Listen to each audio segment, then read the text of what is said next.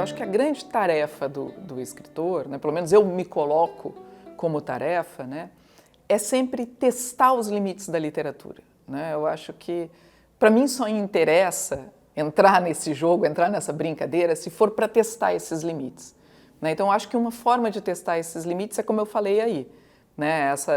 de criar esses jogos todos, etc. e tal, que é um testar os limites não apenas desse gênero, né?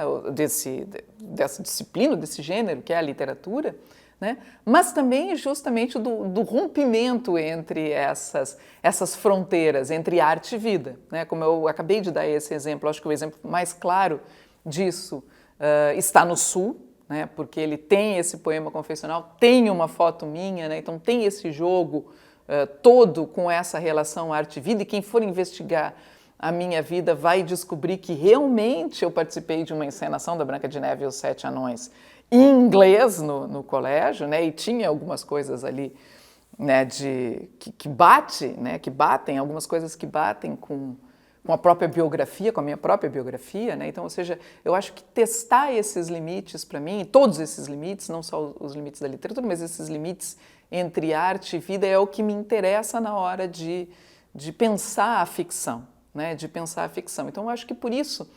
que não por acaso, alguns textos meus, eu não sei como emendar com o teatro, mas depois você me faz a questão. Mas eu me lembrei de uma outra coisa, então eu acho que talvez por isso, por essa vontade de testar esses limites da literatura, que alguns textos meus, eles realmente saem do livro. Né? Em 2010, quando eu publico Os Anões, que é justamente esse livro que é um objeto, etc. e tal, e que no fim das contas ele se apresenta quase como uma peça, né? um trabalho mesmo, um trabalho artístico, eu recebo um convite do SESC, né?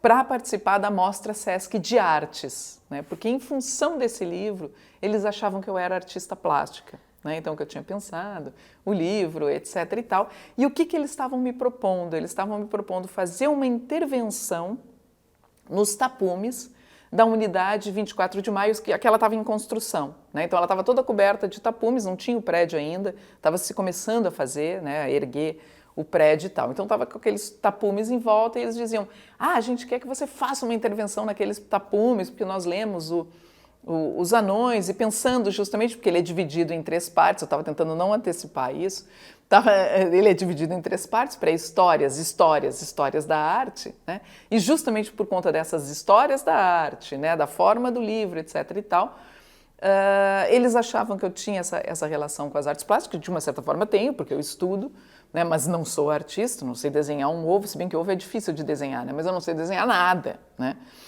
E aí, então, eles me chamaram para fazer essa intervenção e eu já tinha ideia, né, do que eu queria colocar nessa. Quando eles me disseram que ela seria na rua, né, eu imediatamente pensei numa coisa que eu já vinha juntando, já vinha, de uma certa forma, colecionando, né, que eram frases que amigos me diziam e que eu ouvia na rua, né, e que eu guardava.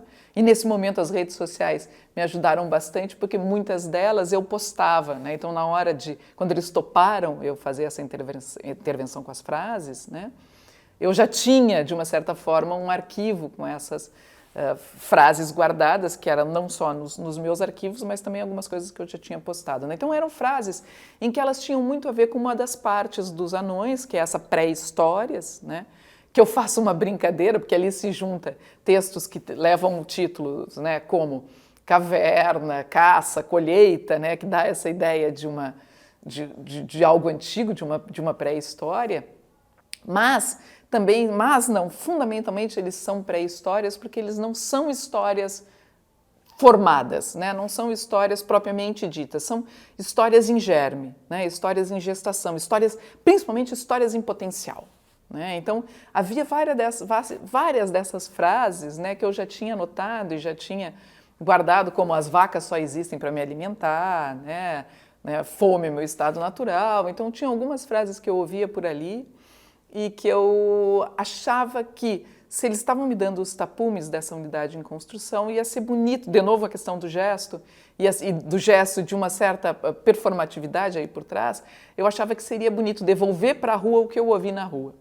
Né? Então, daí eu propor esse projeto que se chamava Pré-Histórias 2, né, fazendo justamente alusão a essa parte, né, dos anões, e que depois vira livro, se chama Delírio de Damasco, né? Então eu acho que justamente porque falando tudo isso para dizer como eu acho que justamente por essa vontade de testar os limites, o texto acaba em alguns momentos indo para fora do livro, né? Então essa não é a única intervenção que eu faço. Depois e aí, claro, tem a parte engraçada, né, que aí eles disseram, então você faz... Porque eu disse, não, eu já quero fazer umas placas, que nem aquelas placas que a gente vê de rua. Eu me lembrava da placa do coco gelado, né, que é uma placa bem pintada, e assim, que, sei lá, é tipo o modelo, né, de placas dessas simples que a gente vê na rua vendendo determinados produtos, né, que eram essas que eu queria fazer para os tapumes. Eles disseram, então você faz as placas. Eu disse, não, só tem um detalhe, eu não sou artista plástica, né? Mas aí era aquele momento que eles não podiam me desconvidar, que ia ficar chato.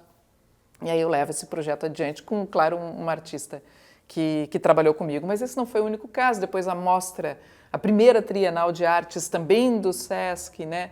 Me chamaram, o Josué Matos, que estava fazendo a curadoria, me chamou também para fazer uma intervenção, né? E é engraçado que justamente como eu me desdobro em várias, né, pesquisadora, professora, escritora, etc. e tal, quando me chamam, em princípio, eu nunca sei exatamente para que é o convite, né? Então, quando o Josué me chamou, eu achava que era para uma fala, alguma coisa assim, na Trienal. E ele queria um trabalho, né? E eu disse, beleza, porque adoro o desafio. Né? Adoro desafios. Dizem assim, Verônica, você vai ter que fazer uma coisa que você nunca fez. Eu, beleza, né? Tô topando. Né? Então, eu disse, claro que eu topo, faço, etc. e tal. E aí lá eu propus uma intervenção, porque ele já me dava, de uma certa forma, o tema. Né? Ele queria, eu vinha trabalhando já com o Eduardo Viveiros de Castro na época, e ele queria justamente que eu trabalhasse com a questão indígena, né, com perspectivismo ameríndio, coisa que fosse mais ou menos por esse lado. E aí eu me lembro que eu propus uma instalação, era uma instalação que se chamava -1, né, em que eu trabalhava também com frases, né, já dadas, mas que vinham de sites de notícias, porque na época, foi 2014, né, essa Trienal. Na época, os grandes veículos de comunicação não davam notícias sobre os extermínios indígenas, isso que nós estamos vendo agora com os Yanomami, por exemplo, né? Isso na época, porque é uma coisa que já vem há um tempo, né? A gente não via isso nos grandes veículos de imprensa, então se via muito em sites de notícia, né? Sites mais especializados ou da região. Então eu trabalhei com notícias sobre essa morte, esse assassinato ou suicídio de indígenas, né, em função de disputas de terra, né, e com os comentários a essas notícias, que daí o título, né, que o comentário até ia ser outro título, mas o comentário mais comum era -1, né, -1, -2, -3, né, então, ou seja, essa era a visão da sociedade a respeito daquilo. Então, tinha frases como, né, bandido